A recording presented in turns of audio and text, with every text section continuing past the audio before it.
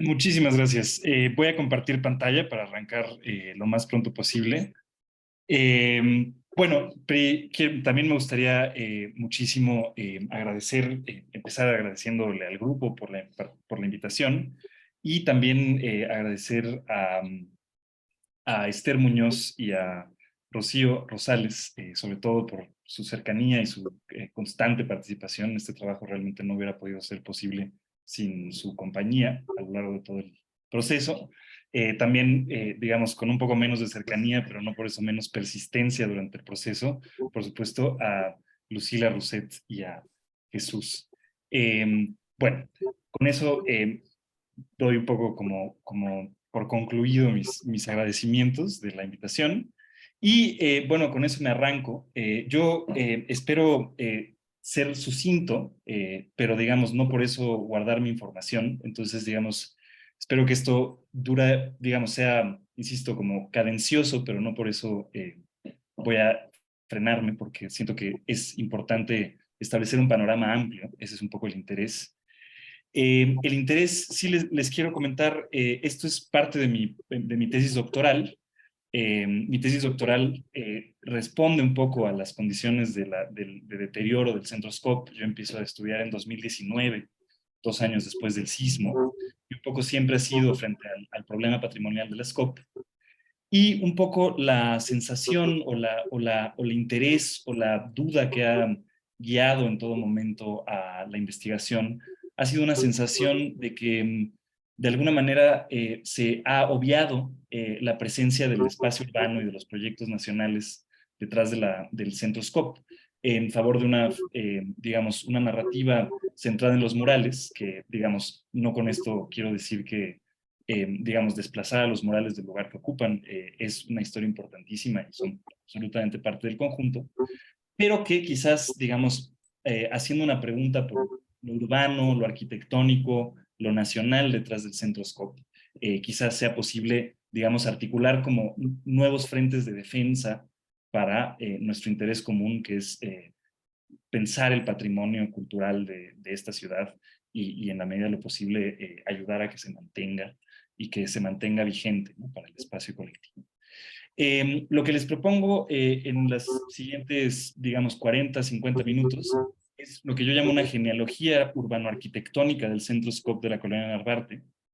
Eh, la idea es, digamos, hacer una suerte de entramado de proyectos para la metrópolis. Voy a intentar explicar a qué me refiero con proyectos para la metrópolis, pero es un entramado de proyectos, digamos, que van dando cuenta o que van ayudando a explicar cuáles son las dimensiones, o cómo pensar arquitectónicamente al centro Scop. Voy a empezar con el Palacio de Comunicaciones. El Palacio de Comunicaciones, como ustedes saben, es la primera sede de la Secretaría. Digamos, yo un poco parto de la premisa que si vamos a pensar a la Secretaría arquitectónicamente, pues es importante empezar por su primera manifestación. La segunda, el segundo proyecto que analizaremos va a ser la ciudad universitaria. Esto se debe a la participación del arquitecto y futuro secretario Carlos Lazo en las obras de la ciudad universitaria. Es mi postura, digamos, de la investigación, y un poco ha sido esa la postura, que no es, digamos, que es gracias al trabajo de Carlos Lazo en ciudad universitaria que este arquitecto llega a la Secretaría de Comunicaciones y Obras Públicas. De alguna manera también es interesante discutir arquitectónicamente qué es lo que está sucediendo en la ciudad universitaria que permite a Lazo llegar al SCOP. El tercero de los puntos que voy a tratar es el tema del octavo Congreso Panamericano de Arquitectos, que es una reunión internacional en donde Lazo presenta la ciudad universitaria al mundo, pero que de alguna manera, digamos, los resultados de esa reunión internacional van a determinar mucho de lo que va a ser el Centro Scop. Finalmente pasaré al Centro Scop a discutirlo, un poco rescatando todo lo que hemos estado discutiendo antes, y para terminar acabaré hablando de la oficina de Lazo en el Centro Scop. Esto podría ser una suerte como de punto 4A, pero creo que es suficientemente interesante como para merecer un quinto punto y dejar un poco, digamos, colocado el trabajo de Lazo en la SCOP y un poco la pregunta por lo urbano, lo nacional detrás de la Secretaría, ¿vale? Entonces, con eso espero que haya quedado más o menos clara la estructura. Insisto, intentaré ser cadencioso. Entonces, si sienten que falta información, digamos, creo que sería interesante dejarla para las preguntas, más que intentar como resolver absolutamente todas las puntualidades. Pero bueno, con eso me gustaría nada más arrancar diciendo que pues no se puede pensar realmente la Secretaría de, bueno, el Centro Scope, digamos, sin pensar primero en qué es la Secretaría de Comunicaciones y Obras Públicas, en el origen de la Secretaría, en qué momento empieza y un poco por qué surge como necesidad para el Estado mexicano. En ese sentido, es muy importante no olvidar que, digamos, la Secretaría se funda en 1891 como una rama de Estado que se va a encargar de organizar el espacio ferrocarrilero, el espacio de las comunicaciones y los transportes en el territorio nacional. Eh, Eso, de alguna manera, digamos, si revisamos casi cualquier historia del porfiriato, un poco es inevitable pensar en el porfiriato relacionado con el desarrollo ferrocarrilero, y de alguna manera es interesante pensar que de ese ímpetu constructivo va a surgir todo un programa arquitectónico eh, muy grande que va a modificar realmente la morfología del territorio nacional. Aquí en pantalla a la izquierda muestro apenas algunas de las obras de la SCOP, como, digamos, vías férreas, las obras del puerto de Veracruz en pantalla. Esto es la estación de Buenavista. Las COP también hace faros, hace las líneas de telégrafo, y de alguna manera, insisto, lo que está haciendo la SCOP en el porfiriato es, digamos, encaminando el impulso a unir a México, digamos, con los comercios, los circuitos de comercio internacional, y de alguna manera la necesidad de Estado de tener una sede se vuelve imperioso. Es muy interesante pensar que esa sede es, digamos, la única de las secretarías de Estado en merecer una sede propia, y es la más nueva, digamos. La Secretaría de Comunicaciones y Seguridad Públicas es la última de las secretarías porfiristas y es la única que merece un edificio. En ese sentido, es muy interesante pensar que, si bien el edificio mantiene una imagen clasicista hacia la ciudad, digamos que de alguna manera se mimetiza un poco o que se espejea con el Palacio de Minería que tiene enfrente, obra de Manuel Tolsá de 1906, digo de 1806, perdón. El Palacio de Comunicaciones, obra por supuesto del italiano Silvio Contri. Insisto, si el palacio tiene una vista clasicista hacia la ciudad, eh, si pensamos en el alma que lo estructura, en la estructura misma, los materiales de la estructura, nos vamos a dar cuenta que los edificios están hechos de acero. ¿Por qué es interesante pensar que estén hechos de acero? Porque realmente lo que es interesante es que el acero no se hace en la Ciudad de México, y el acero llega al sitio por las redes ferrocarrileras. Entonces, de alguna manera es interesante pensar que la misma Secretaría está materializada por las redes que promueve, y eso va a ser una constante y que también se va a ir replicando en el Centro Scope. Y creo que es muy interesante pensar eso, ¿no? Más allá de, digamos, de acotarlo a los problemas del muralismo solamente. ¿Qué pasa si también incorporamos a la discusión por el Centro Scope un poco esa capacidad de estar materializado también por la industria nacional, que es un poco el objetivo de sus políticas impulsar, ¿no? Entonces, digamos, ese es un poco en términos de los materiales, ¿no? Realmente está marcando una diferencia con la arquitectura anterior, hecha de mampostería. Ahora se van a hacer edificios industriales. También es muy interesante pensar que esa idea de los edificios industriales se va a usar también como una suerte de programa público grande. Digamos, me voy a acercar a este mapa. Este es un mapa de la Ciudad de México de 1907. Digamos, acá se ve, si lo ven, el centro, digo, el Zócalo capitalino. De este lado se ve la Alameda Central. De este lado está la estación Buenavista. ¿Ven? Creo que es una cosa muy interesante porque la estación Buenavista, que queda al poniente de la ciudad, a lo largo de la Avenida México-Tacuba, de la antigua Avenida México-Tacuba, va a ir organizando un recorrido, digamos, entre el centro histórico clásico y el territorio ferrocarrilero, en donde irá habiendo distintos monumentos públicos, como el Palacio Legislativo. Si se dan cuenta, bajando de la estación Buenavista. El objetivo de los arquitectos porfiristas es que el remate visual sea el Palacio Legislativo, y en esa misma tónica, digamos, el recorrido por el norte de la Alameda también nos llevaría a adentrarnos a un centro, nuevo centro para la ciudad porfirista, en donde va a estar el Palacio de Bellas Artes, el Palacio de Correos, el Palacio de Comunicaciones, que es el que nos atañe en este momento, y por supuesto el Palacio de Minería. Pero ven que, digamos, es interesante pensar que no nada más es el edificio en sí y para sí, sino que todo lo contrario es una suerte de discurso de la industria nacional, también de la capacidad del Estado de reorganizar la urbe. Y eso, insisto, van a ser cosas que se van a ir quedando digamos, que vamos a ir recuperando para el Centroscope. Este dibujo de acá a la derecha es un dibujo de Adamo Boari, arquitecto tanto del Palacio de Bellas Artes como del Palacio de Correos, y ven que de alguna manera es interesante pensar en ese centro articulado de la ciudad porfirista, ¿no? También creo que es interesante pensar que, digamos, por primera vez va a haber oficinas, digamos, estas nuevas estructuras industriales, producto, insisto, de la industria nacional, van a poder, digamos, prestar servicios públicos eficientes, bien, digamos, en espacios amplios. A la izquierda se puede ver las oficinas del Palacio de Comunicaciones. Si ven oficinas ya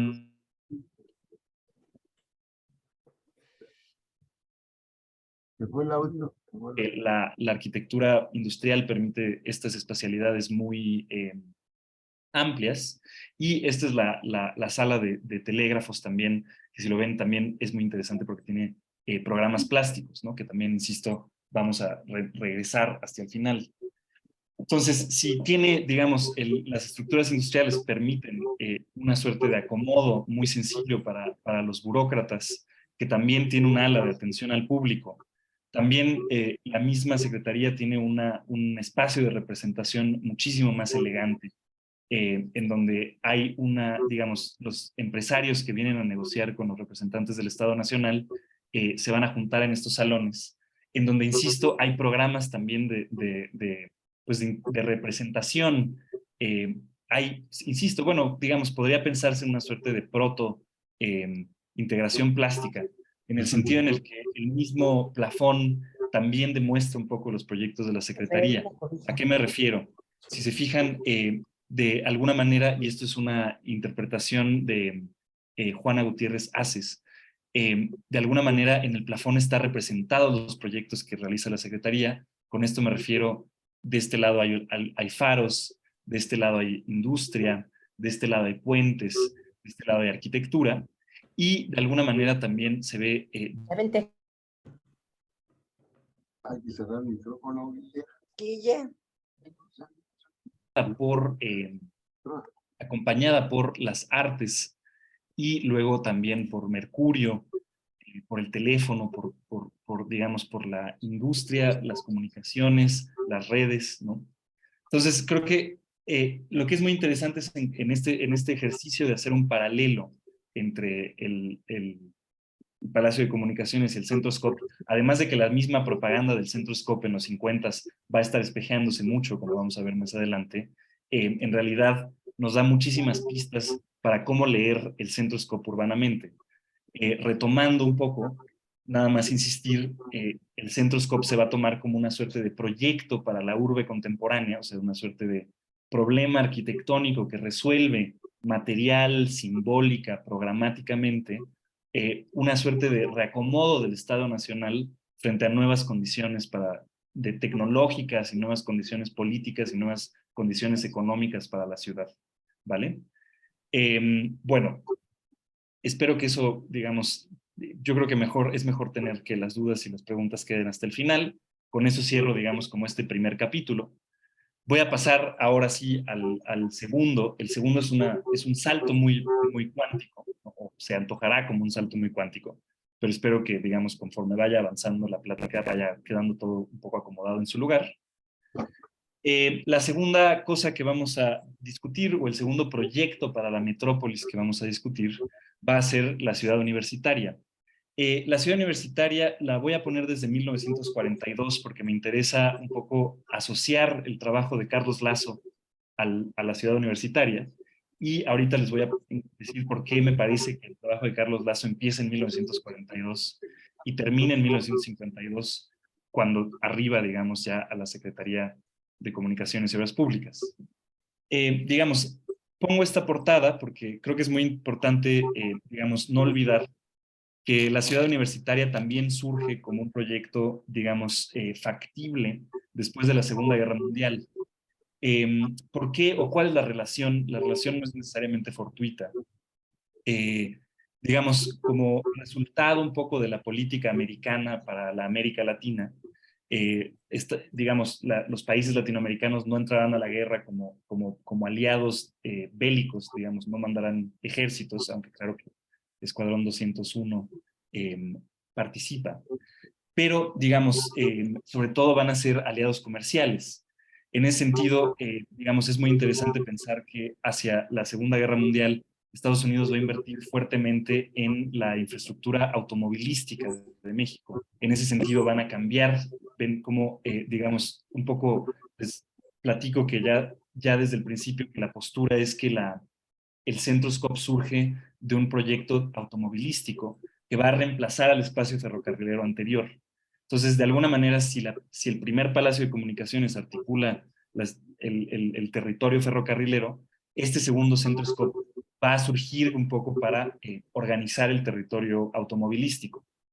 Pero, insisto, digamos, Lazo va a llegar a las COP habiendo antes hecho la ciudad universitaria, y la ciudad universitaria es también, digamos, parte de este fomento al auto, digamos, de la inmediata posguerra. ¿Vale? Un poco para pensar qué significa o por qué es tan importante este problema, es interesante ver un poco lo que está pasando en la ciudad hacia finales de la Segunda Guerra Mundial. Insisto, hay un influjo muy grande de autos privados al espacio urbano. Este mapa de acá me sirve a mí para demostrar un poco que las redes automovilísticas van a realmente ponerse encima de las redes ferrocarrileras. No es que cubran otros tramos, sino que realmente cubren los mismos tramos. Por eso es que se puede pensar en una suerte de desplazamiento y no nada más como una multiplicación de tecnologías. Eh, bueno, en ese sentido es que entra Carlos Lazo, digamos, o ese es un poco en ese contexto es que se inscribe el famosísimo Plan de México de Carlos Lazo. Es, digamos, una suerte de proyecto muy largo en el que Lazo trabaja, bueno, aquí más o menos, digamos, desde 1942, por lo menos, hasta su muy prematura y muy trágica muerte, en 1955, pero que lo que es una suerte de proyecto para ordenar y para dar sentido a todas las pulsiones industrializadoras, todas las pulsiones, digamos, desarrollistas, todas las pulsiones, digamos, de fomento a los nuevos medios de transporte como el auto, como los aviones en territorio nacional. Eh, digamos, es muy interesante el proyecto de Lazo, o es muy amplio el proyecto de Lazo, porque, digamos, Lazo, y por esto es que insisto mucho en que tiene que ver con la Segunda Guerra Mundial, porque Lazo lo que logra, digamos, bueno, el primer acercamiento que tiene con estos problemas de la planificación que lo llevarán a producir su plan de México, es que en 1942, en plena Guerra Mundial, gana Lazo la beca de la Aldrich para ir a los Estados Unidos. Esta es una beca que solamente le daban arquitectos franceses, es una beca que entrega el Instituto Americano de Arquitectos, que daba a arquitectos franceses para que fueran a conocer Estados Unidos, pero cuando empieza la guerra, digamos, inmediatamente voltean a ver a México e invitan a un arquitecto mexicano. El arquitecto que va a ir es Carlos Lazo. A Carlos Lazo, digamos, insisto, esto es un viaje que organiza en plena Segunda Guerra Mundial. A Carlos Lazo lo llevan a todas las grandes urbes de Estados Unidos, a Filadelfia, a Nueva York, a Washington.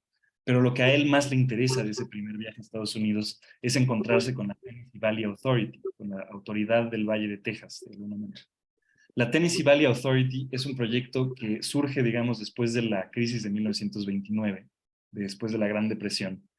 Y surge como proyecto del New Deal de Roosevelt para tecnificar, digamos, toda la cuenca del Valle del Tennessee. El Valle del Tennessee el río Tennessee es un afluente del río Mississippi que, digamos, si lo ven, pues es un brazo realmente muy largo que cruza por 7 estados de la República, digo, de los Estados Unidos, y que, digamos, a partir de una gran inversión público-privada, digamos, para ir haciendo sistemas de presas, sistemas de electrificación, eh, sistemas agroindustriales, ha logrado realmente como enriquecer muy rápidamente un área que antes estaba muy olvidada y que era muy propensa a inundaciones. Entonces, eso es una empresa gigantesca, pública del Estado americano, eh, que Lazo va a ver y que Lazo queda absolutamente fascinado. Él dice que es lo más espectacular que ha visto nunca. Y realmente, digamos, regresa y lo que es muy interesante es que va a intentar empujar ese tipo de proyectos. También es interesante pensar que hacia final de la guerra, en 1946, se produce otra secretaría del Estado Nacional que se llama la Secretaría de Recursos Hidráulicos. Y si lo piensan, lo que va a hacer la Secretaría de Recursos Hidráulicos va a ser el impulso de proyectos como la cuenca del Papaloapan o como la cuenca del Tepalcatepec, que les muestro ahora en pantalla, que de alguna manera son proyectos cuya naturaleza está inspirada realmente en los proyectos de la TVA. La diferencia es, claro, la TVA tiene 1000 kilómetros, digamos, de largo, y los ríos mexicanos son ríos muy cortos y muy problemáticos, digamos, no son estos grandes ríos, digamos, de llanura. Pero bueno, lo que es muy interesante es ver a Lazo siempre como asociado a este tipo de proyectos de planificación regional, incluso desde antes de la ciudad universitaria. Aquí vemos al general Cárdenas viendo digamos, los planos de la TVA para que vean que también, ¿no? Esa como dimensión también pues digo, de grandes proyectos de Estado. Y digamos, creo que si esa es la dimensión como público, o bueno, como nacional de los proyectos de Lazo, eso es a lo que Lazo se refiere como la planificación integral o la planificación regional. Digamos, ese mismo pensamiento desarrollista va a también tomar una característica urbana. Eh, a la izquierda es una foto del viaducto Miguel Alemán. El viaducto Miguel Alemán es una obra en la que Lazo participa también digamos, como organizador, no tanto como arquitecto, sino como organizador de la obra. Y si lo piensan, pues también el río de la Piedad es el primero de las grandes obras para el entubamiento de los ríos de la cuenca, digamos, no es poca cosa, porque no nada más es el entubamiento de los ríos, sino que si lo piensan, y hoy mismo si circulan por ahí, van a ser todos los puentes que cruzan, digamos, el viaducto Miguel Alemán, que de alguna manera van a retejer la ciudad. Si lo piensan, de este lado quedaba la Roma, digamos, o la Colonia Doctores, y de este lado, digamos, la Narvarte o la Álamos, y de alguna manera el proyecto del 46 de Lazo va a ser retejer, digamos, esa urbe a partir, insisto, del fomento al auto privado, ¿no? De este lado tengo una imagen también para que vean, digamos que no nada más esta es la ciudad de 1943, también digamos, una ciudad en plena guerra. Adentro se ve la ciudad colonial, también un poco como para que tengamos una referencia de lo mucho que ha crecido la ciudad digamos, la ciudad moderna, desde el Porfiriato en adelante. Pero, digamos, lo que es muy interesante es pensar, digamos, estas avenidas, esto de acá es el viaducto Miguel Alemán que acabamos de ver. Y luego también es obra importantísima para los autos en la Ciudad de México durante los años 40, es la Insurgentes, ¿no? Insurgentes, digamos, durante toda la primera mitad del siglo XX, ha sido una avenida que va, digamos, de la estación Buenavista precisamente a la Bombilla, a Álvaro Obregón, al Monumento Obregón, pero que en 43, con los proyectos de la carretera panamericana, va a cruzar con el puente de Nonoalco, las vías de tren de Tlatelolco, o sea, va a cruzar por encima. Ven que así de literal es que los coches pasan por encima de los trenes. El puente de Nonoalco, que es el primer puente peatonal, digo, vehicular, pasa por encima de las líneas de tren. Si esa es, digamos, como la intervención en el norte para unir, digamos, Insurgentes con Laredo, hacia el sur, lo que va a suceder es que Insurgentes rompe con el Pedregal y de alguna manera los terrenos del Pedregal, que había sido una región absolutamente inexpugnable antes del auto y digamos, la industrialización ya pesada, se van a abrir, digamos, a la ciudad universitaria y a los jardines del Pedregal. En ese sentido, vuelve a entrar Lazo, ven que de alguna manera Lazo lo que es el organizador de las obras con las que la Ciudad de México va a poder, digamos, hacer su primer gran obra de descentralización de la ciudad histórica a través del auto y de la industria, ¿no? Que son un poco los elementos que está fomentando el perismo como proyecto ya de la posguerra. En ese sentido es, digamos, esta imagen, ¿no? Creo que también es interesante colocar a Lazo o recuperar a Lazo, o creo que es de interés para los efectos del Centroscope, recuperar a Lazo también como el constructor de la ciudad universitaria. Creo que las historias más que tienden, digamos, más hacia la historia del arte, ponen en primer plano el trabajo de los arquitectos del conjunto, Mario Pan y Enrique del Moral, pero digamos, creo que una historia que busca la tecnología o que busca lo urbano, que busca, digamos, la materialización de lo industrial que hay en los objetos arquitectónicos, pues realmente requiere de recuperar a Lazo como el constructor de la ciudad universitaria, porque de alguna manera, lo siento, tengo un gato un poco pillo que se subió a la mesa, espero que no haga rollo, pero se acaba de subir. Perdón. Bueno, digamos, insisto, es importante recuperarlo como un productor, digamos, del espacio urbano. Se va la voz. Que realmente de 1947 que se lanza la convocatoria hasta 1950, que es cuando llega Lazo a las obras, no se ha hecho nada de la ciudad universitaria y realmente la gente está empezando, o los arquitectos están empezando a perder la esperanza de que se realice. Y cuando llega Lazo, entonces, digamos, este gran proyecto que han soñado los arquitectos mexicanos va a poder materializarse, ¿no? Pero insisto un poco, la manera en la que se materializa no es fortuito el trabajo de Lazo, no es nada más organizar, sino que también es realmente como organizar obras, organizar a la industria, darle orden, darle sentido, organizar los contratos, organizar las entregas. Realmente es un proceso de obra industrial grande, con el cual, insisto, la Ciudad de México va a poder abandonar por primera vez, digamos, como los viejos edificios que la han albergado en el centro histórico por siglos, y va a empezar, digamos, a poder ocupar los espacios de la periferia con proyectos ya públicos grandes, en donde el Estado está, digamos, fomentando el desarrollo industrial y otra vez el desarrollo también del auto privado, ¿no? Que creo que son cosas muy interesantes. Y que creo que, insisto, eso es un poco el trabajo, el gran trabajo de Lazo en la ciudad universitaria, es haber logrado consolidar ese territorio, pero que, digamos, insisto, no puede, viendo un poco su trayectoria, su relación con las obras de la TVA, también un poco el trabajo que ha hecho ya en el viaducto Miguel Alemán, realmente lo que más bien lo que es evidente es que el PRI le va dando cada vez trabajos más grandes, ¿no? Le va confiando cada vez más en sus capacidades. Lazo responde, es capaz de responder, por lo cual el PRI pues cada vez le va dando como más chance de tener acceso a los espacios.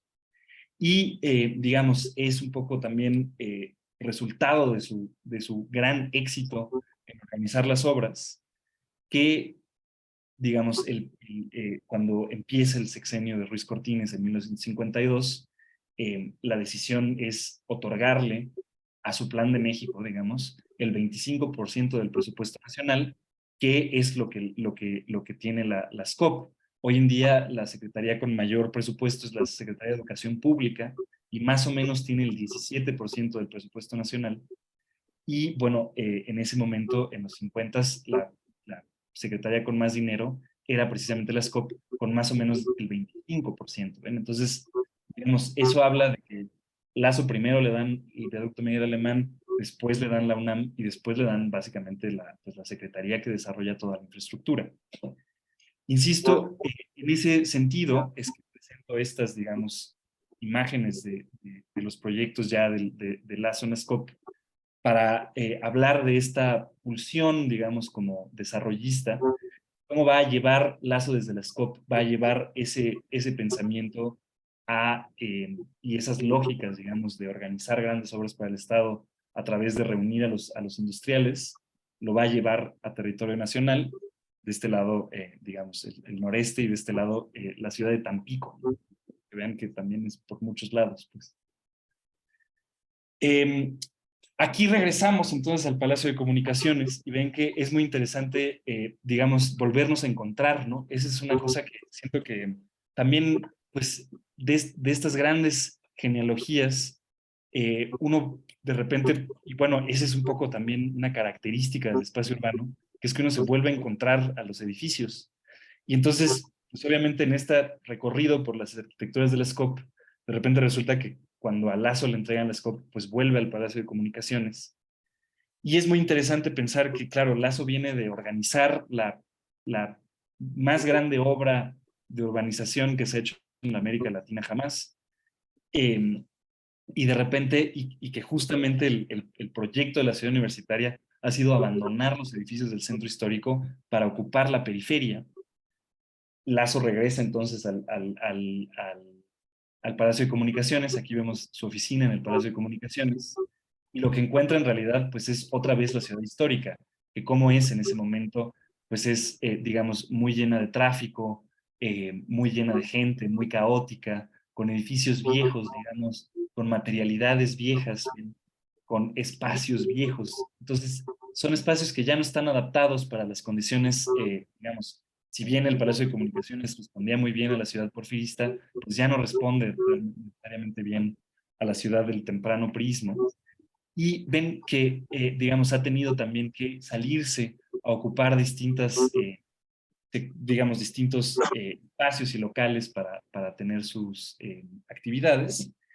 Y de alguna manera, Lazo también tendrá este proyecto de conjuntar, ¿no? De llevarse y de trasladar y de, digamos, ir consolidando los proyectos de la periferia.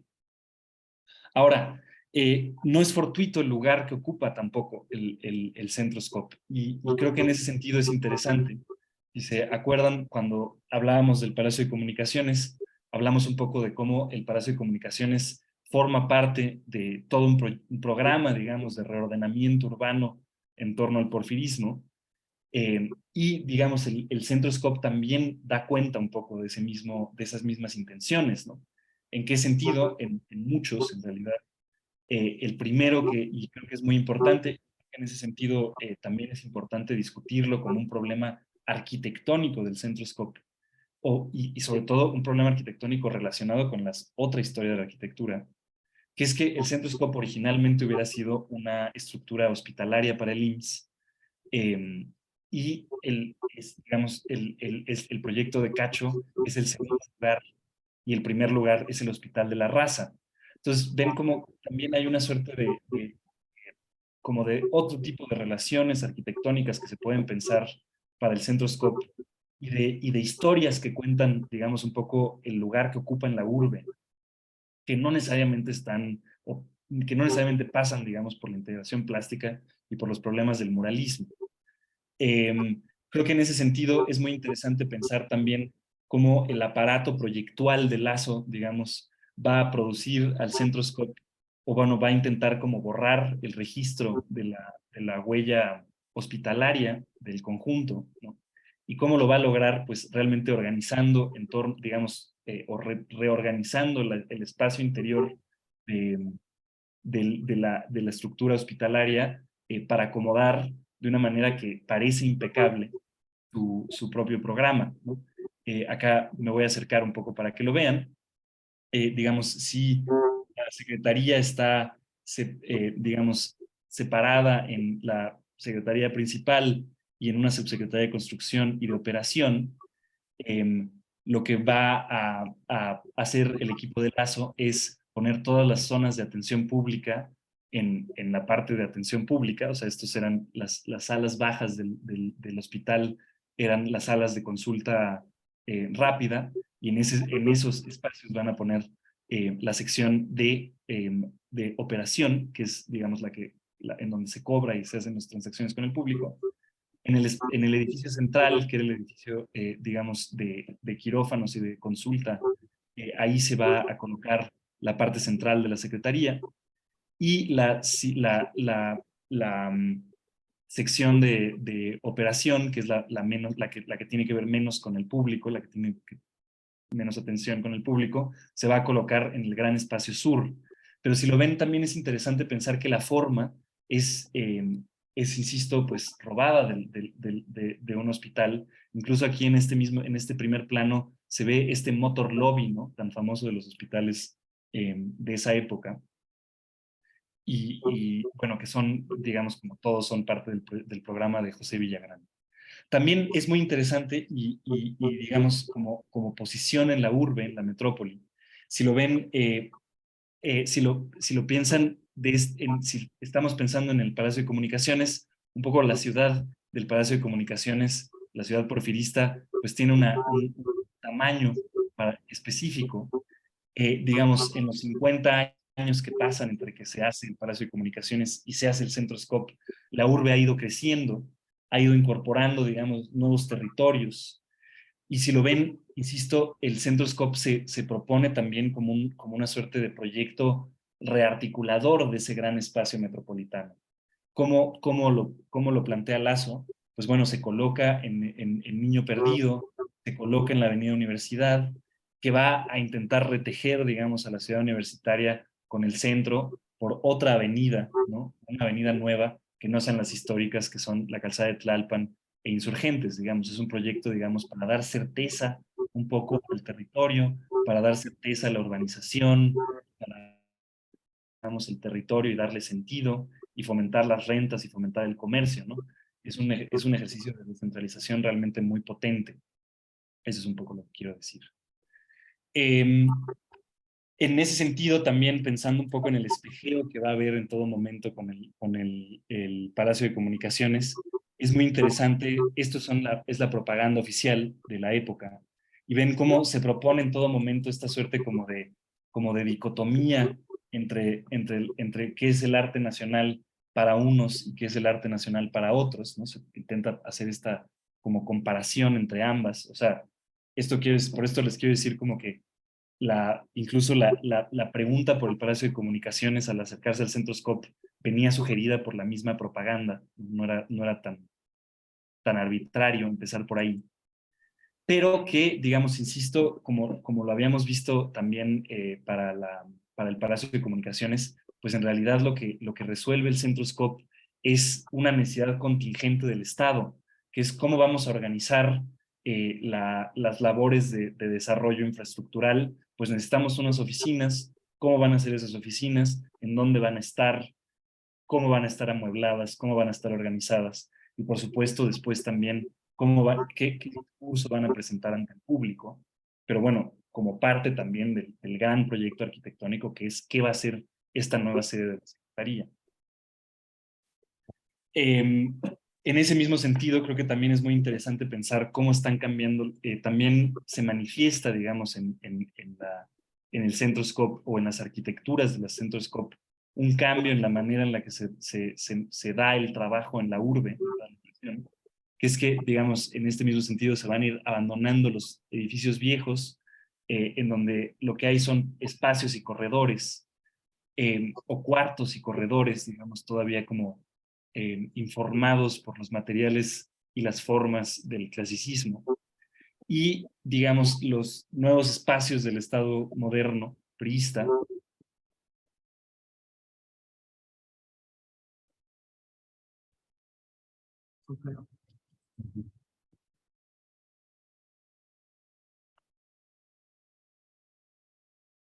Se congeló la imagen. Sí, no te escuchamos, se congeló la imagen, y efectivamente. también, insisto, pues a dar, digamos, como un nuevo espacio y nueva certeza para los materiales industriales y para las industrias nacionales que requieren del Estado, digamos, para organizarse en ese momento. Bueno, y digamos, aquí también, un poco para empezar a hablar también de la manzana, ya voy a empezar a cerrar. Es muy interesante pensar cómo es un momento en donde los presidentes o el Estado, digamos, manifiesta este tipo de obras, que son obras en donde se les da vivienda a los trabajadores. De este lado vemos, digamos, la imagen de Alemán con el CUPA, con el Centro Urbano Presidente Alemán. También esto es interesante porque, insisto, ven cómo estos edificios son edificios que tienen una imagen muy industrial hacia la metrópoli, pero de alguna manera también, así como después tendrá la manzana del SCOP, pues son multifamiliares cuyas plantas bajas son públicas, abiertas a la ciudad, son parques, son espacios, digamos, recreativos para los habitantes del mismo conjunto, son canchas deportivas, son escuelas, son parques, ¿no? Entonces, insisto, si piensan, lo que domina de alguna manera en el imaginario en torno al Centro Scope es, digamos, las alusiones prehispanistas de la integración plástica, pero de alguna manera, si pensamos también en los programas arquitectónicos, pues en realidad, digamos, en términos de qué es el espacio y cómo se utiliza el espacio, en realidad mucho más que programas nacionales, pues son realmente los programas de la arquitectura moderna globales, pues espacios ajardinados, deporte, ¿no? Digamos, y el fomento, insisto, a la familia como núcleo de la vivienda. En ese sentido, pues, digamos, uso este puente para incorporar, insisto, el Centro Scope también dentro de ese gran acomodo o reacomodo, ¿no? De la ciudad en torno al prismo. Otra vez, digamos, nada más para recordar los muchos reacomodos que hemos visto en torno a la ciudad priista, la ciudad universitaria, el viaducto Miguel Alemán, la avenida de los Insurgentes, la avenida Universidad, el centro urbano Presidente Alemán. Si lo ven, realmente es un momento de mucha ebullición constructiva, como lo fue el porfiriato. Pero, digamos, si he intentado como hacer todo este digamos, colocar al Centro Scope como dentro de los otros proyectos para la urbe, pues, digamos, en este sentido existe esta manzana también. El proyecto es, por supuesto, digamos, tener la sede de la Secretaría, pero en todo momento también un programa de atención social para los trabajadores de la Secretaría, que van a ser quienes renten, o para el proyecto original, quienes rentaran los departamentos, pero digamos que tendrían un hospital, un kinder, y también, obviamente, habitación. Creo que cosas muy interesantes de estos documentos. Si lo ven, aquí la misma foto del documento original, esta es una foto de la revista Pira, que es del sindicato. Si quieren, yo tengo una copia, se los puedo pasar con muchísimo gusto.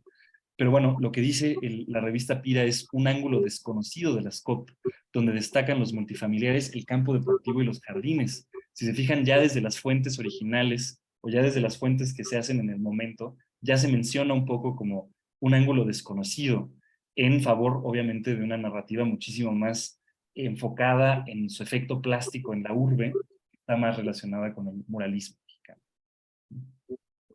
Bueno, también, porque creo que es muy interesante, y hay vecinos, también es importante decir que si lo piensan contra el CUPA, que el CUPA tiene 13 pisos y tiene elevadores, los edificios del Centro SCOP, de la unidad habitacional de la SCOP, tienen solamente 6 pisos para evitar el uso de elevadores. Eso es una cosa que ellos mismos, los arquitectos mismos, dicen cuando van a, a presentar la habitación de la SCOP al Congreso de Caracas en 1955, los mismos arquitectos dicen que esa ha sido su intención, ¿no? Pegar los edificios al suelo, no dejarlos sobre pilotis, como hubiera sido el guiño, digamos, a Le Corbusier, y más bien dejarlos a ras de suelo, porque es muchísimo más cercano al ambiente nacional, y además, digamos, dejarlos bajos para no tener que usar elevadores, porque dicen que han sido muy problemáticos. Bueno, Para ir ya ahora sí cerrando, ahora voy a hablar del Congreso Panamericano de Arquitectos. El Congreso Panamericano de Arquitectos, digamos, sucede en octubre de 1952, entonces, digamos, es un poco anacrónico el Congreso Panamericano de Arquitectos, pero lo que es importante recuperarlo para el Centro Scope, porque el Congreso Panamericano de Arquitectos va a permitirle a Carlos Lazo, digamos, presentar su trabajo al mundo. Digamos, va a tener invitados de todos lados de América Latina y va a invitar a todo el mundo acá. Es muy interesante porque quienes vienen, por ejemplo, aquí vemos a Carlos Lazo con Walter Gropius, por ejemplo. Acá vemos a Frank Lloyd Wright, digamos, abajo del tren de humanidades, ahí en la ciudad universitaria. Pero lo que es muy interesante es que digamos, si México está promoviendo una arquitectura industrial, digamos, una arquitectura suburbana, de automóviles, digamos, muy apegada un poco a los principios de la arquitectura moderna, es muy interesante que el resultado un poco de la presentación de la ciudad universitaria al mundo, digamos, la mirada internacional va a ser casi unánime con el juicio, con la ciudad universitaria y realmente los únicos edificios que les van a interesar a la prensa internacional, les interesa mucho el conjunto de la ciudad universitaria, dicen que es gigantesco, que representa el gran esfuerzo de los mexicanos por salir adelante, un poco esa es la narrativa para los gringos, pero digamos, en términos de los edificios que van a presentar, de las fotos de edificios particulares que se presentan en Estados Unidos, van a ser muchísimo más populares los frontones de la ciudad universitaria, y digamos todo lo relacionado con la biblioteca central. Aquí vemos una foto de Lazo, por ejemplo. Vemos aquí a Lazo en la prensa internacional. Ven que, por ejemplo, a mí me parece curioso esta foto, pensar en qué momento aparece el priista de Guayabera. Pues bueno, aquí ya vemos a Lazo con su Guayabera.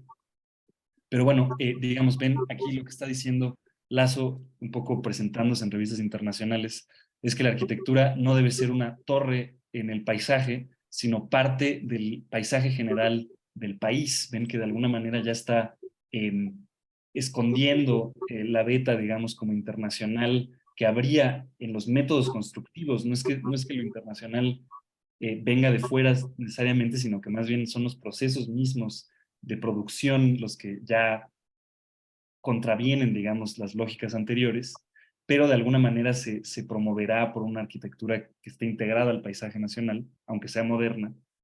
Esta es una foto muy interesante que me encontré en el archivo, digamos, en donde se muestra ya como esa voluntad de hacer de la ciudad universitaria una suerte de campo para el prehispanismo.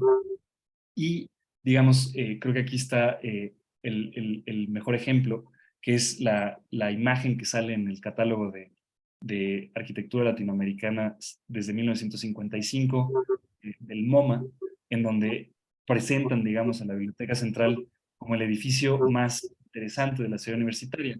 Acá lo dice muy claramente, aunque no sea ni el más grande ni el más ruidoso de los edificios de la Ciudad Universitaria de México, la biblioteca es ciertamente el más original, y concluyen los americanos diciendo también, aunque el enorme Ministerio de Secretaría de Comunicaciones y Obras Públicas de Carlos Lazo ha, digamos, hecho un esfuerzo más grande en la biblioteca, digamos, por ganarse un poco los mantos, la biblioteca sigue siendo el ejemplo más espectacular de la integración plástica, digamos, es un poco lo que dicen los gringos. Pero un poco lo que me interesa problematizar, insisto, es un poco sugerir que quizás también una voluntad, digamos, desde la prensa internacional por hacer el Centroscope con esta imagen desde la integración plástica, o donde la integración plástica es total. Yo creo que, digamos, el mismo Cacho, por su cercanía con Chávez Morado, por la relación entre todos los artistas. De todas maneras, el Centro Scope hubiera tenido integración plástica, definitivamente.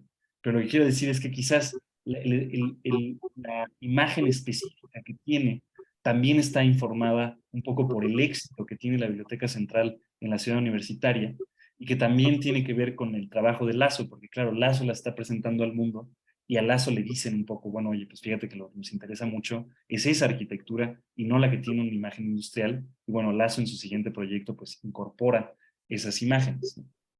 Ahora, en ese mismo sentido, creo que es interesante recuperar también un poco lo que vimos en el Palacio de Comunicaciones, porque el Palacio de Comunicaciones en realidad, cuando lo vemos más de cerca, pues tiene muchos de los temas que también tiene el Centroscope, las imágenes, que es realmente pues un poco la idea de las distintas obras que tiene la Secretaría. Si lo piensan, la obra de O'Gorman tiene puentes, tiene aviones, tiene ingenieros con planos, tiene referencias a aguas, tiene referencias a puentes, pero también de alguna manera está acompañado en todo momento un poco por las artes, por la gente, por el desarrollo de la técnica y la industria. Y bueno, también todos este tipo de murales, por más que, digamos, recuperan los temas del muralismo mexicano, pues también, digamos, por ser parte de la Secretaría de Comunicaciones y Obras Públicas, terminan incorporando los mismos temas que su contraparte porfirista, a la cual un poco está queriendo dejar detrás, ¿no?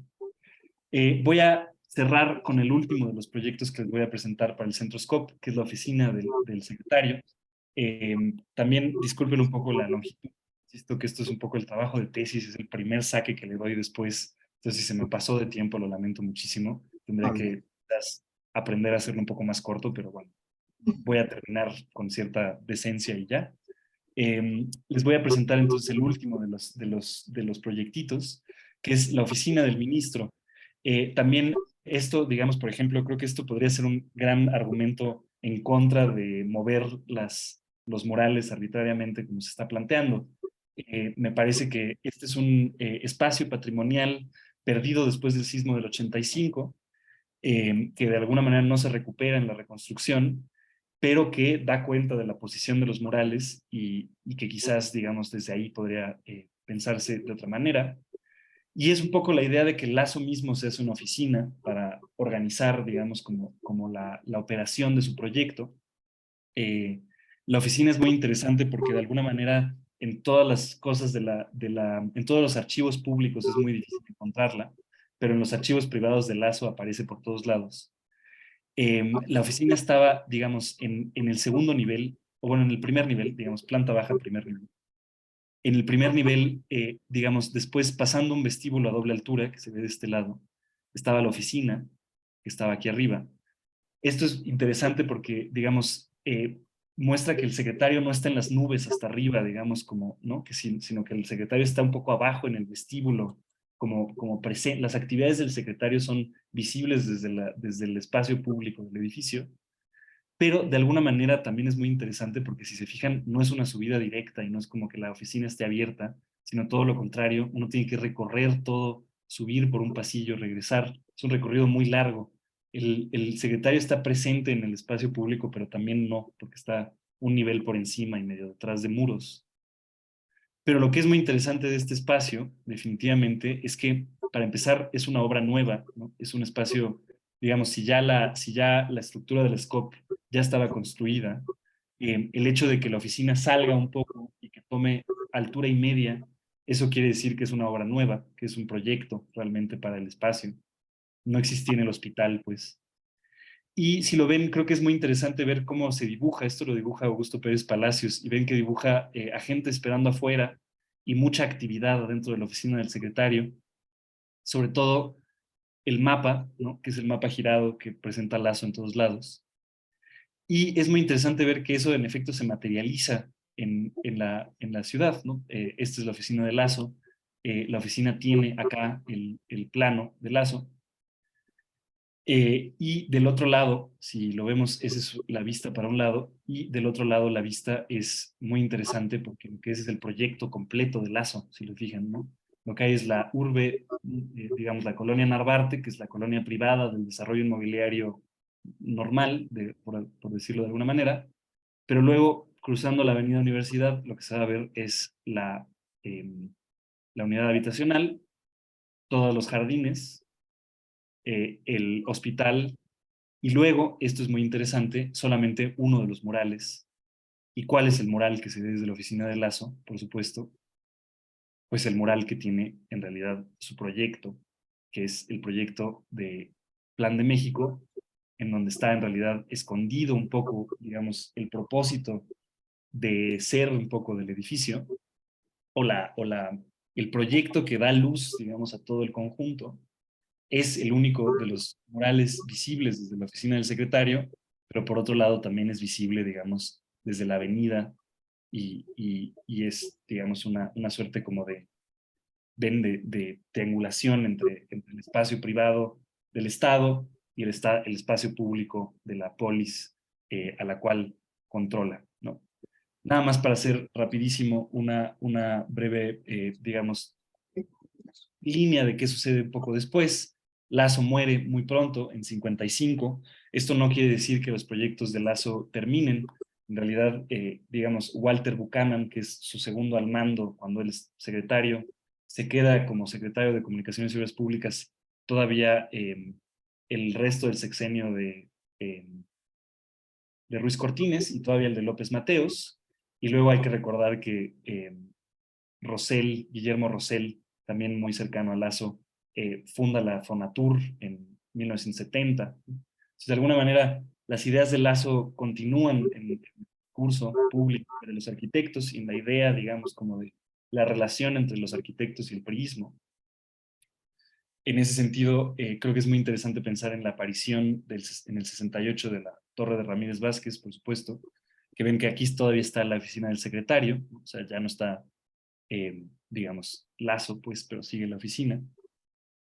Y bueno, un poco también como parte de un, digamos, mundo que tiene una suerte de fecha donde se destruye de una manera muy dramática y muy trágica.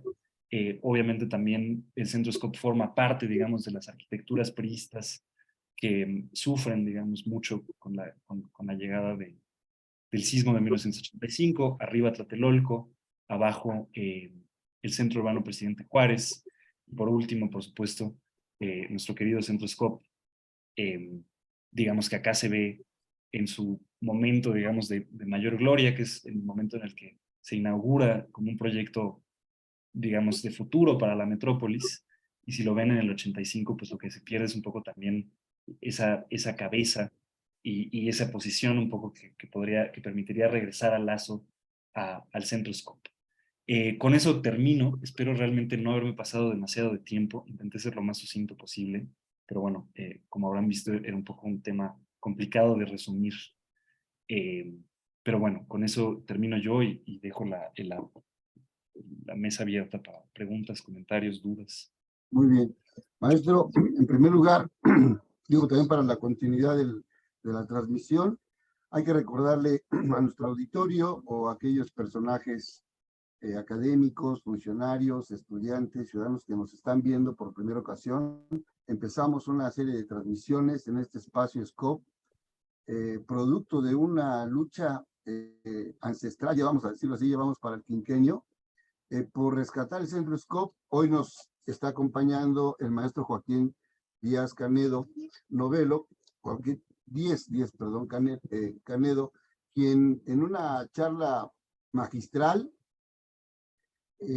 está tocando puntos que estaban, yo creo que olvidados incluso por las autoridades, la figura de Lazo, un hombre emblemático, importantísimo, de estos grandes constructores de sociedades, de comunicaciones, en una situación por conectar a la ciudad, por rescatarla y darle vida, un hombre de Estado transeccional, aun cuando muere joven, logró muchísimas cosas y vemos que tiene que ver con el alma de recuperar a la ciudad, de preservar en todo momento. Vemos a Lazo acompañado del arte, de la academia, preocupado por el crecimiento de la sociedad, digo, el caso de la universidad, digo, quizá Lazo está olvidado en ese sentido, aunque tiene por allá algún auditorio o un aula a su nombre, pero él también es un gran educador en ese sentido.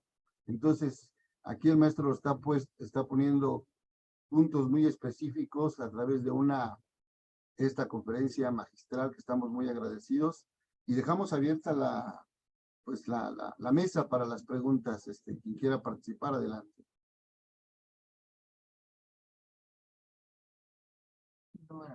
A ver, Lucila creo que quiere hablar. Adelante, maestra. El audio, maestra. Bueno, ¿me escuchan? Sí, bien. Adelante. Adelante, Bueno, Lucía. a mí me parece fabuloso la recuperación de Lazo, porque además Lazo es el promotor de la escuela en la que yo estudié, media escondida por Bellas Artes y media desdeñada por Bellas Artes. Pero él va con Raúl Cacho a decirle a López Mateos que por qué no fundan una Bauhaus. Y se funda. Con las gentes del taller de integración plástica, con las gentes que habían trabajado en los talleres de artesanos, inclusive el mural que se hace en ese momento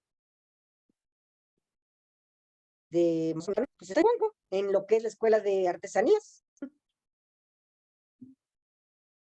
Y te felicito, Joaquín, porque está muy padre tu exposición. Muchísimas gracias. Sí. Maestra Cora. Bueno, a mí me ha parecido también muy ilustrativa, muy bien documentada.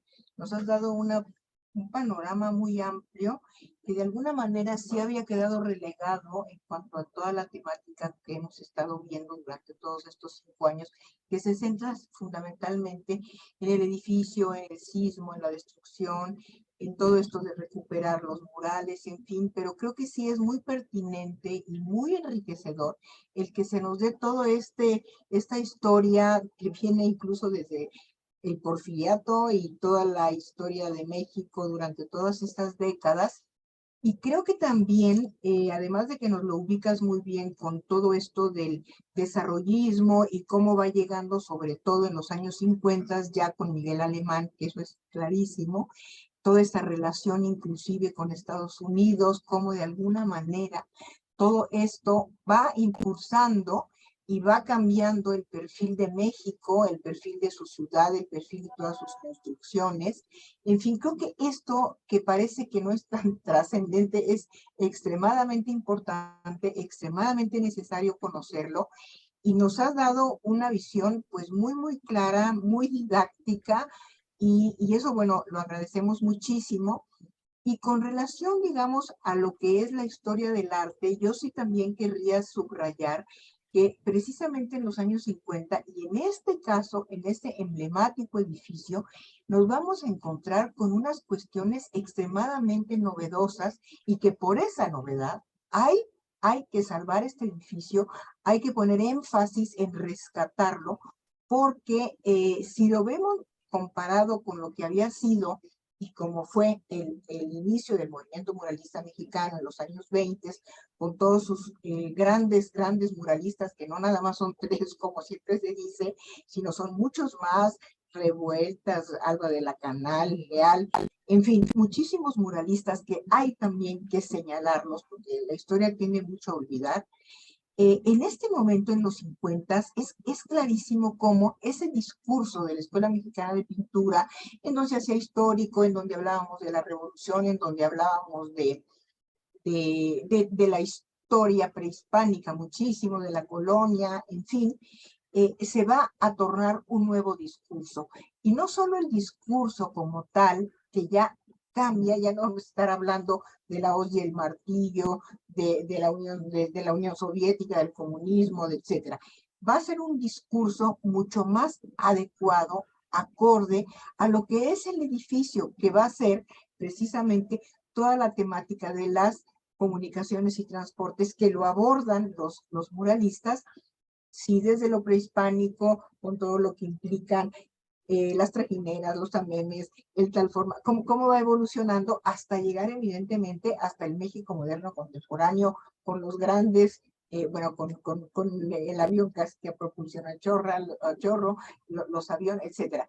Entonces, creo que eso también haría que este edificio sea tan emblemático y además representante de una época muy especial, la época de los años 50, y como tú bien dijiste, que también es muy interesante todo esto a partir del final de la Segunda Guerra Mundial, que eso es algo también muy clave. O sea, la Segunda Guerra Mundial, todo lo que va a dar, y sobre todo pues por la victoria de los aliados, y en este caso de Estados Unidos, y Estados Unidos, como siempre, que influye de una manera muy fuerte, avasalladora a México, ¿no?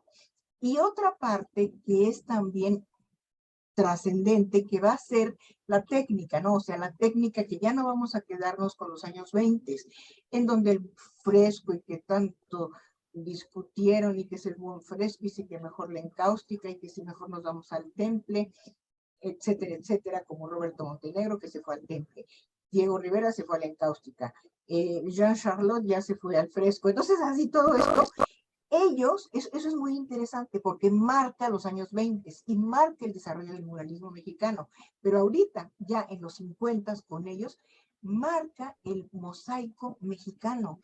Esta nueva técnica que además pues es muy original, es mexicana, es de aquí, porque además pues como todos sabemos se van a recoger las piedras de todos los, vamos a decir, de los diferentes estados de la República, van a traerlas, las van a adaptar y eso muestra una aportación que ya sabemos que fue inédita, trascendente e incluso se va a exportar a algunos países como América Latina. Bueno, está Cuba y algunos otros países incluso en Europa.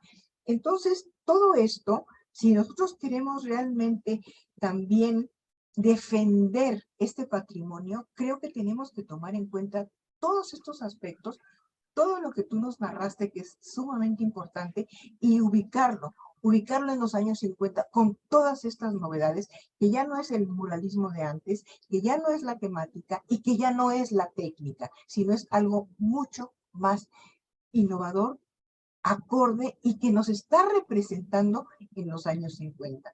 Entonces creo que eso sería un poco lo que ahorita yo medio capté así, abuelo, pero que te agradezco muchísimo porque sí nos haces un panorama muy amplio y pues que hay que centrarnos en cómo se va a rescatar eso.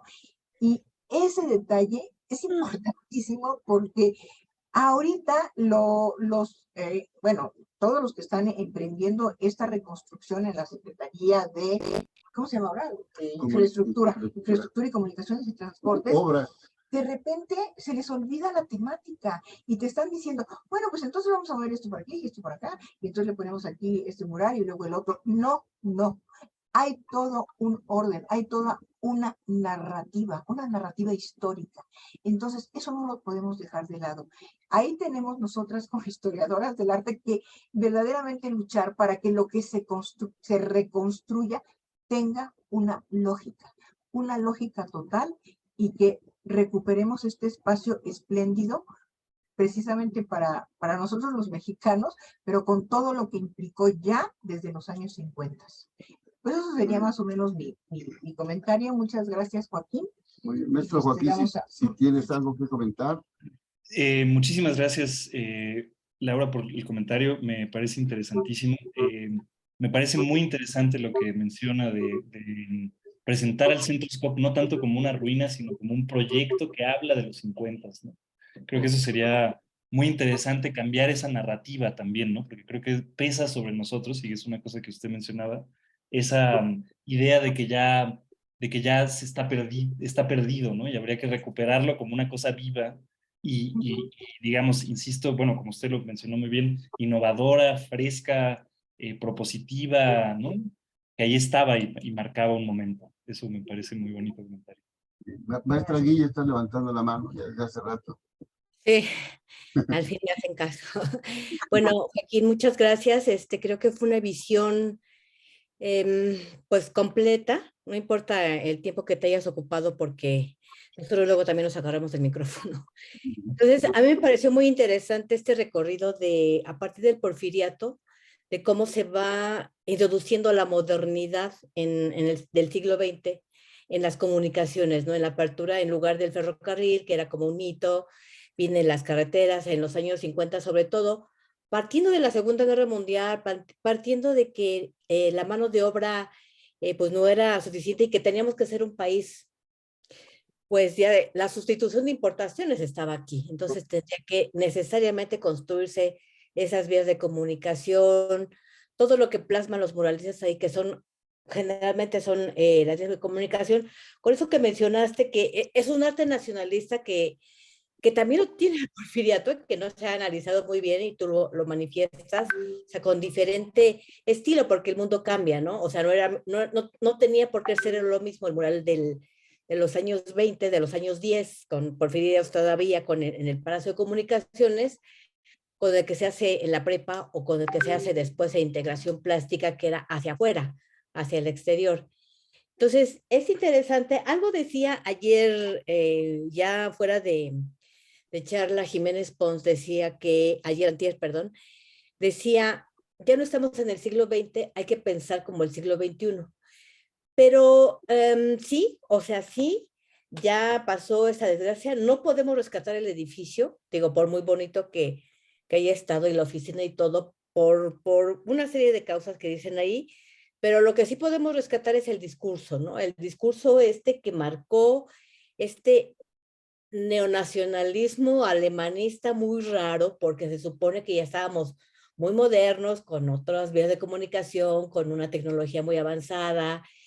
Tú mismo lo mostraste en la construcción misma de los edificios, las visitas de los grandes arquitectos, Walter Gropius y no recuerdo cuál fue la otra imagen Frank Lloyd Wright. que nos pasaste de... Ah, ese, ese. Y bueno, Lazo sí, pero también Lazo respondía a un contexto, ¿no? Era el contexto alemanista, era el contexto de la posguerra, era... a mí siempre me ha extrañado cuando veo el discurso del SCOP y el discurso que también se hace en otros murales de la época, exteriores sobre todo, tan nacionalista, pero tan fuera de la crítica que había permeado en los años 30, porque se los prohíbe Lazo, o sea, eso tiene que decirse. Lazo les dice no más hoces y martillos, porque es un discurso que no va a perdurar, aunque no sabía que se iba a perdurar, sino un discurso que sí perdure, que todo el mundo entienda, que todo el mundo goce y disfrute. Y la verdad sí, se disfrutan mucho estos murales, a pesar de que uno a veces podría decir, bueno, el Estado, como decía López Portillo, no pago para que me peguen, ¿no? Entonces, no podía estar subvencionando al costo por muy barato. Yo encontré el contrato que hacen con Chávez Morado en la SCOP, y bueno, sí se ve que es mucho, pero también había mucha gente. En realidad no fue tan costoso por las piedras, pero sí fue costoso porque tenían que ir a traerlas, pero además porque intervinieron mucho, y el Centro de Artesanos que Lucila siempre menciona, pues de ahí surge el Centro de Artesanos en la Ciudadela, y luego va a ser la Escuela de Diseño y Artesanía con Chávez Morado como su primer director. Entonces, creo que esta visión amplia de las comunicaciones, de cómo se va transformando el país. Cuando aparecen los cochistas, ¿no? Ahora se les dice los cochistas a los que abusan del automóvil y no de la bicicleta. Esta ciudad, cómo se va conformando hasta ser lo que es ahora tan grande. Y con otras vías de comunicación. Me encantó esa parte cuando mencionas de la intersección entre los ejes, ¿no? El viaducto, pero los puentes que lo cruzan, porque es una ciudad moderna, y sin embargo ahora en el siglo XXI que decimos, pero es que ya son demasiados puentes que cruzan y nunca el problema cochista se va a resolver, ¿no? Sí. Entonces sí, pues empezaron bien, pero no sé si la producción humana que tiene necesidades de tener vías de comunicación haya deteriorado. Y a mí lo que me preocupa ahorita de lo que es el centro es el discurso y cómo lo quieren acomodar. Y me preocupa que no recurran a gente especialista como tú, por ejemplo, que sabe de toda esta parte constructiva, y recurran a un arquitecto escultor que se dice más escultor que arquitecto, y pues no es ninguna de las dos cosas, ¿no? Con el perdón les voy a decir, Pedro Reyes, o sea, ¿qué idea tiene? Creo que ninguna. Y además Jiménez Pons moviendo aquí, así como lo dijo Renato, los legos de los edificios para ver el punto de vista. Ahora no importa el discurso plástico, sino cómo lo ve a la lejanía. Cuando los murales en ese edificio, en esos conjuntos de edificios, fue hecho justo para verse a la lejanía, justo porque hay muchos automóviles, justo para que se captara a lo lejos de una sola mirada, y por eso el tamaño de las figuras. Y entonces ahora nos dicen, no, es que se tiene que ver desde Zempoala, que queda re lejos, pero Jiménez Pons decía de Zempoala, y otros de Xola, y otros de Avenida Universidad. Entonces sí es un problema grave, que creo que sí hay que entrarle en ese en esa reacción de discursos para hacer un discurso que no rompa, algo que mencionaste casi al final de no romper no verlo como un vestigio arqueológico, ¿no? Sino verlo como algo vivo. Pues muchas gracias, y ya ves cómo si nos agarramos del micrófono y tampoco lo soltamos. No, no, no, no hay pedo. Amigos, Déjalo, pues sí. por tiempos de estamos por tiempo de continuidad, y para quien nos está viendo por primera ocasión, estamos en una charla con el maestro Díez Canedo, quien nos ha presentado su proyecto doctoral, el Centro Scope, un repaso histórico con propuestas, con una gran virtud. Por fin entiendo yo mismo cómo el Centro Scope sí es como la especie del corazón de la ciudad, porque estaba conectado con las principales vías, incluso le hacen la vía universidad, quizá por eso, y también está en una de las avenidas principales, Lázaro Cárdenas, antes Niño Perdido, y bueno, nos está dando cuenta de esta gran planeación y con propuesta. Quiero decir que lo que está comentando la maestra Guille, de que no invitan a personajes, bueno, para eso es este foro. Yo le acabo de mandar hace unos segundos a la maestra María Rosales Zaval, el aviso de que estamos grabando este programa, y seguramente pasado mañana lo va a tener el señor subsecretario en su oficina para que analice y vea de una vez la propuesta. De eso se trata esto. Vamos a buscar ser interlocutores para que tú te presentes también ante esa reunión que ya establecimos hace 2 días. Cada 15 días vamos a tener presentación, y nuestro compromiso como grupo de académicos y ciudadanos es acercar a la mesa, al debate, a la reflexión conjunta, para sumar esfuerzos, ¿no? Entonces, vamos en ese sentido construyendo. Vamos a darles la palabra a las nuestras arquitectas y también a nuestra compañera, la vecina María Teresa Alba. Adelante, por favor.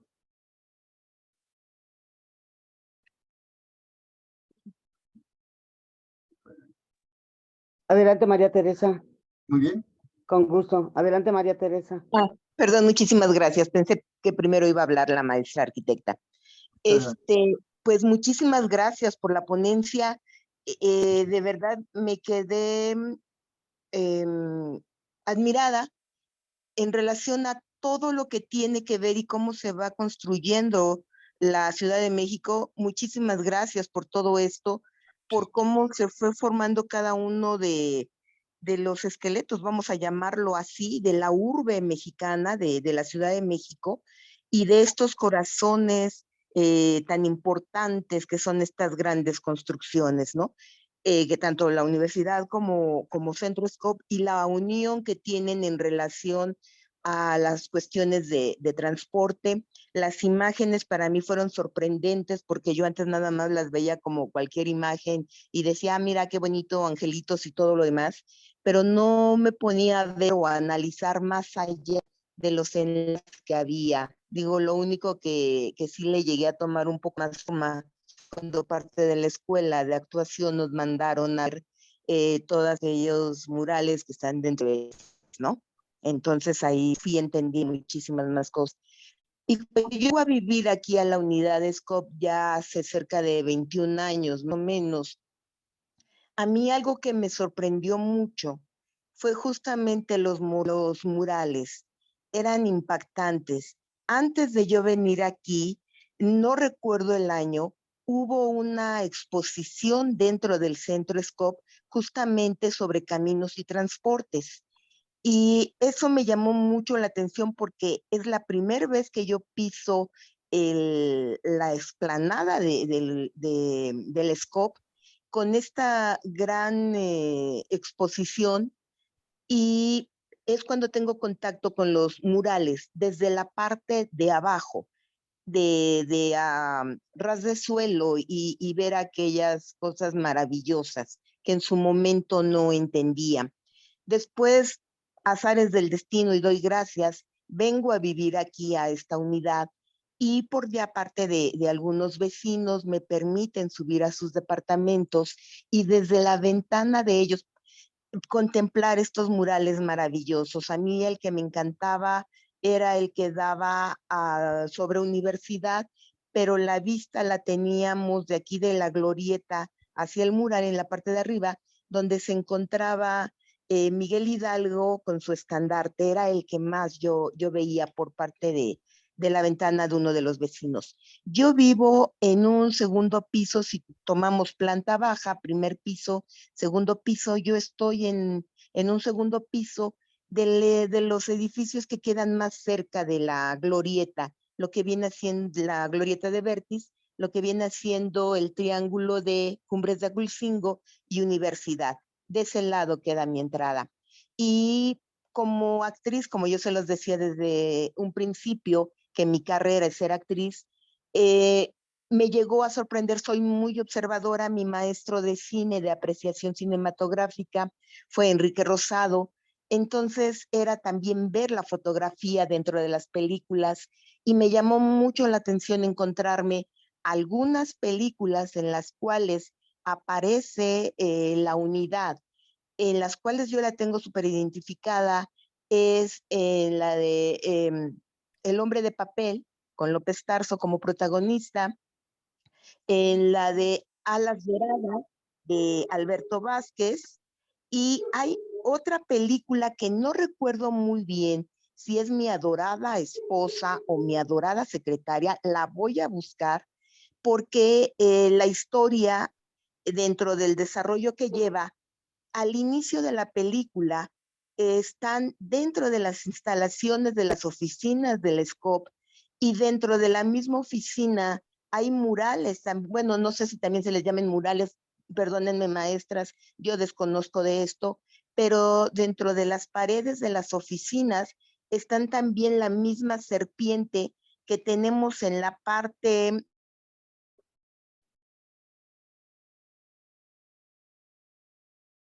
Se fue el audio, maestra. Se le fue el audio. Bueno, muy bien. Los arquitectas, si gustan participar en tanto se instala Y el la audio. película a la que se refiere la compañera María Teresa es Mi querida secretaria. Ah, ok. Mi querida secretaria. Sí, bueno, yo quisiera agregar a estas reflexiones que está haciendo Joaquín en su presentación, algunos aspectos que, digamos, tienen que ver con la propuesta del gobierno que se nos ha mostrado para remodelar y intervenir en el espacio del Centro Scope. Estaba viendo una cita de Diego Rivera, ¿no? Que dice que una verdadera pintura mural es necesariamente una parte funcional de la vida del edificio. Entonces, si va a haber una intervención en el Centro Scope, demoliendo los edificios, y con esta reflexión que generosamente nos comparte Joaquín, entonces me parece que hay una disyuntiva más a reflexionar, no solamente con todos estos elementos que ahora nos presenta Joaquín sobre la cuestión urbana, ligado necesariamente el Centro Scope con la historia de la ciudad, con la historia del crecimiento de la ciudad, sino al momento en que hay una demolición y se rescatan estos murales en esta pretendida integración plástica, ¿cuál es esta nueva propuesta contemporánea que nos permita rescatarlos y entender que la huella, digamos, de lo que es la parte del proyecto funcionalista del SCOP, ¿no? Que marca toda una época, que tiene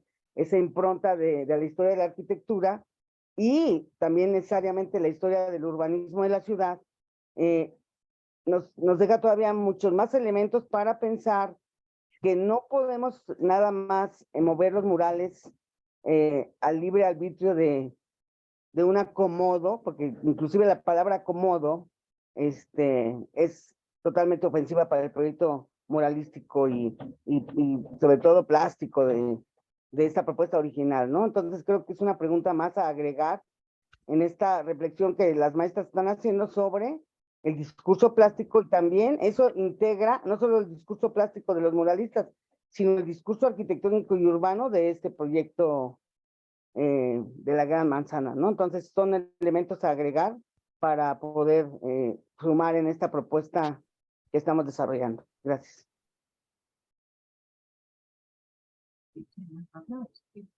A ver, maestra Rocío. Muchísimas Sí, gracias. gracias.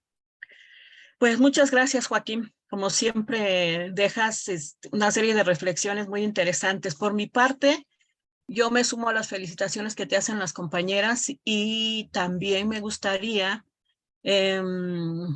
a partir de mi cabeza está en ebullición y así en efervescencia. Y yo creo que, bueno, ese entusiasmo me hace atreverme a lanzar una serie de hipótesis posibles de trabajo que puedan llevarnos a precisamente buscar un puente de conexión entre esa historia urbano, arquitectónica, simbólica, que nos has marcado como con esta serie de transiciones de épocas, pero que finalmente lo que se busca es armar un discurso que tiene una expresión plástica, tectónica o material a través de la cual el país se va identificando. Y yo creo que ese punto justo donde el Centro Scott llega a convertirse en ese símbolo que ya no tiene toda pues quizá la fuerza que le hubiera dado si Lazo no hubiera muerto, porque si Lazo no hubiera muerto todavía viviría, ¿no? Pero me parece que, por ejemplo, si lo vemos, por el danzón de Si Juárez no hubiera muerto. Pero lo quiero llevar a dos puntos. Un punto que ahora que acabamos de tener la pérdida de Pablo González Casanova, que es justo uno de los, creo yo, bueno, desde mi punto de vista, uno de las principales expresiones de los posibles derroteros que se podían seguir en los 50s, con estos elementos de la Guerra Fría entre el marxismo y no sé cómo llamarle al otro lado gringo, este humanismo sociológico, le diría yo. Estas maneras de armar los derroteros de los países, ¿no? Que es justo donde empieza también a nacer el neoliberalismo. Y me parece importante esto porque precisamente desde mi punto de vista también el discurso López Obradorista va por ahí, ¿no? O sea, González Casanova siempre vio por un humanismo muy cercano a los desposeídos. Y López Obrador lo que hace es decir, por el bien de todos, primero los pobres. O sea, para mí ese es un punto de confluencia importantísimo. ¿Por qué? Porque creo que ese discurso que ahora tenemos ahí, o que ese discurso que puede leerse desde los 50 en los murales, puede tener una relectura contemporánea, porque ahí están todas las bases, están los indígenas, están los obreros, está el burócrata, bueno, están todos representados, o estamos todos representados, lo que era México en ese momento. Y ese discurso que a lo mejor pudo ser leído de una manera en los 50s, tiene en estos momentos una lectura, o le podemos dar en estos momentos una lectura totalmente diferente. Una lectura contemporánea que nos permita entender o tratar de lanzar hipótesis de qué onda, hacia dónde vamos y eso cómo se expresa en la ciudad. Tuvo esta expresión de supermanzana, que ha dejado sus huellas de diferentes maneras por la manera en que se fue construyendo, o sea, las diferentes épocas en que la manzana del Centro Scott se fue consolidando, que creo que nos puede brindar la pauta desde la manera en que está organizada, estructurada a partir de estas grandes explanadas, tanto duras como verdes, los jardines, los jardines y cómo todo esto ha ido cambiando la expresión. En los 50 no se hablaba del espacio público. Ahora el espacio público es uno de los elementos fundamentales donde los ciudadanos nos reconocemos y podemos encontrar medios de expresión que antes no existían. Y creo que esos elementos nos podrían ayudar a reconfigurar sin que se pierda la estructura espacial planteada, y que creo que esa a lo mejor podría ser la base estructural a partir de la cual podríamos repensar cómo tanto el discurso plástico ideológico de los murales y el discurso de ciudad moderna que se lanzaba en este momento con esa expresión de la supermanzana, podrían ahora ayudarnos a entender cómo se puede retejer la ciudad. Y creo que ahí podríamos recurrir a estos elementos, estos dos elementos que ahora están ocupados por donde se dan las tarjetas del INSEE y hay consultas médicas para personas de la tercera edad. Y el otro cuerpo donde se guardan los archivos del IMSS, que sirvió en un tiempo de tienda. Como dos elementos que un poco viendo la escala que se guardan y también tomando en cuenta que la Secretaría va a retomar la torre como posibles oficinas, intentar empezar a plantear que hay que retejer la estructura de esa manzana con la ciudad, a partir de qué cosa creemos que deba pasar al interior. O sea, si conservamos, por ejemplo, este esquema de las manzanas, ¿qué otros elementos se podrían conservar? La cosa aquí es que no tenemos ningún dictamen que nos diga exactamente estos edificios se pueden quedar, estos edificios no, o sea, todavía no está totalmente definido, pero creo que podríamos comenzar planteando que se quedara el edificio de los Peines y no partido como ellos lo tienen en este video que se nos mostró, bueno, que a mí me mostraron ustedes, sino total, integrado, y que ese elemento, la escalinata que sirve como la entrada principal o que estaba planteada como la entrada principal, a lo mejor también se podría recuperar a partir de generar un doble acceso hacia el hacia el Metrobús Centro Scope, con una entrada por el lado que va a dar hacia universidad. O sea, que justamente iría a dar a esa entrada principal, lo que era antes, o que se había pensado como la entrada principal. Y que ir así buscando puntos que nos permitan ir tejiendo el barrio con estos elementos de estas preexistencias que tiene la supermanzana, donde pudiéramos ir logrando una serie de escalas y que eso nos permitiera también, a lo mejor, no sé de quién surgió la idea, si de la Secretaría, de que hubiera una huella de dónde estaban los edificios, que se marcara una huella, a lo mejor una huella metálica, y que eso permitiera también ir anclando. Entonces, ¿cómo debería quedar el discurso? Este discurso que está plasmado en los murales, ¿cómo se queda? ¿Cómo queremos que se quede? O sea, viéndolo como habitantes de la ciudad, ¿cómo queremos que se quede? ¿Cómo queremos que esté ahí? Esas esplanadas las queremos verdes, las queremos llenas de concreto. ¿Cómo las queremos? ¿Qué usos queremos que existan?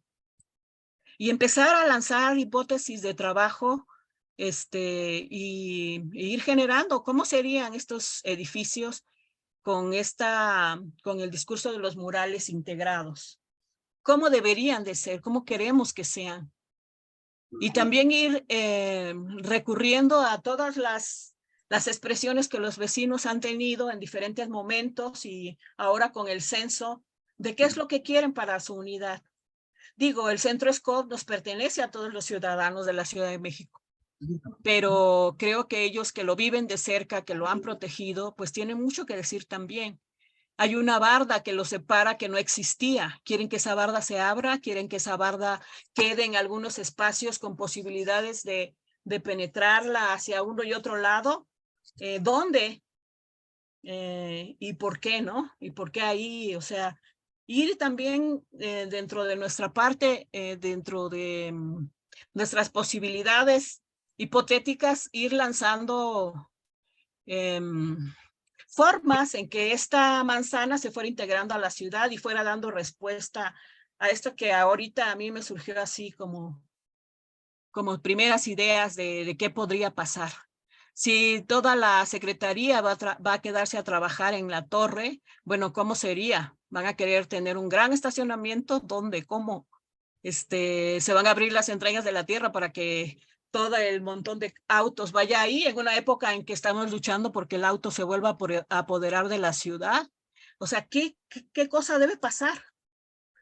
No sé, lo dejaría por lo pronto ahí, pero creo que ha sido una magnífica charla que ha despertado al menos en mí muchas preguntas, muchas inquietudes y que ha tendido un puente de conexión entre posibles hipótesis de trabajo. Gracias, Joaquín. Muchísimas gracias, Rocío. Gracias, maestra. Tío, ya estamos cerrando esta charla, esta interesante reunión que como buen resultado y provocador a nuestro Joaquín nos ha dejado más dudas, desde luego, más inquietudes y yo ya tengo así el pliego petitorio ya creció 3 veces ahora, pero bueno, hay que llevarlos. Aprovecho esta reunión para comentarles que ya tenemos el resultado al menos del 25% de las encuestas que se están aplicando a través de la maestra que está desarrollando este trabajo con los alumnos de la universidad, de la Facultad de Trabajo Social. Ya lo tenemos, estamos redactando el documento final que vamos a entregar el próximo sábado a los ingenieros. Este es un diagnóstico exclusivamente técnico y de las necesidades de los habitantes sobre la infraestructura de los edificios. Entonces, a eso nos comprometimos y vamos a estar participando. Vamos a cerrar, entonces hay todavía por algunas participaciones. Adelante, maestra Lucila.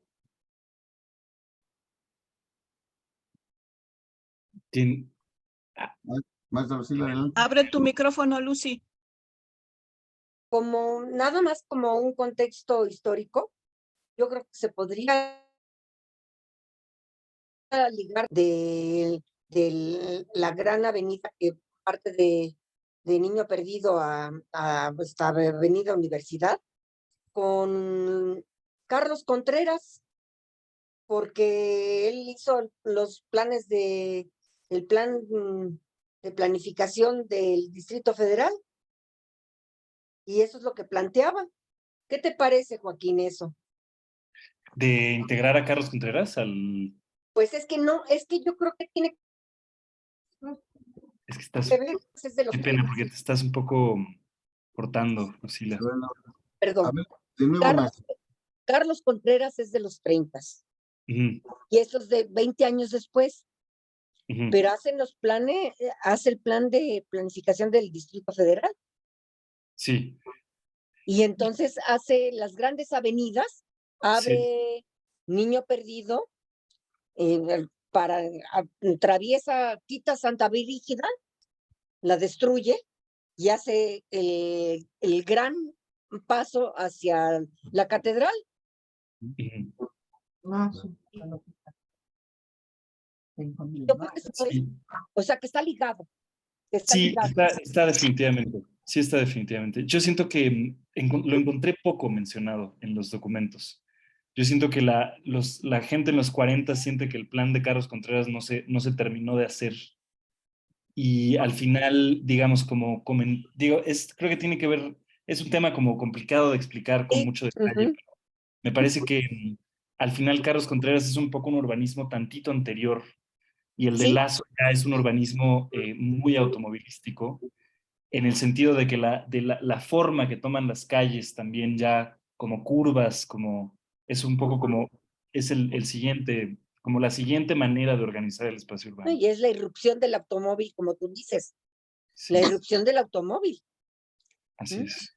Como medio de transporte, que además antes, pues sí, tú dices los ferrocarriles y el automóvil, pero el automóvil vino a revolucionar todo. Sí. Así es.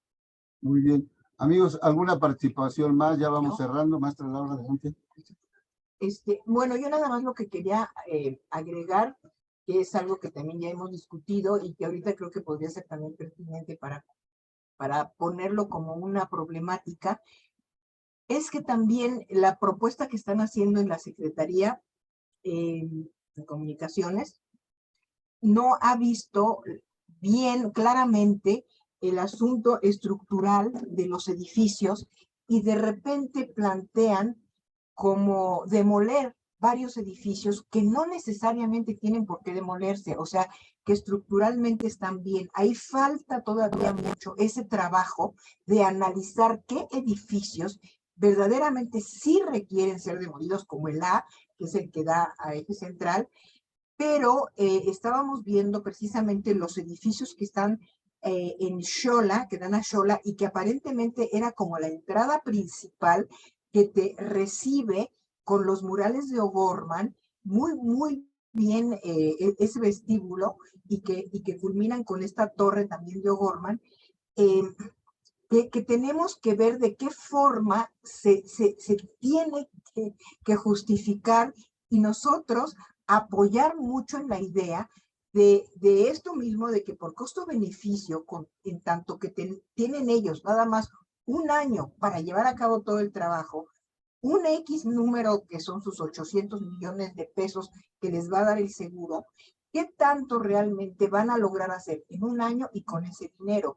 Entonces, si realmente se contrata a estos que tienen que ser de primera estructuralistas, que analicen los edificios, que apuntalen perfectamente bien cómo va a ser el asunto, que vayan, claro, evidentemente también los DRO y todo esto, para que no se trabaje en balde o se hagan más cosas que no son necesarias, sino que se respete lo que está bien, lo que todavía se puede utilizar. Y de esa manera también estás respetando el discurso anterior. No lo tienes por qué cambiar todo, no lo tienes por qué poner todo. Eso es lo que también yo querría que estuviéramos, como siempre, muy conscientes de hasta dónde se tiene que demoler algo y hasta dónde no.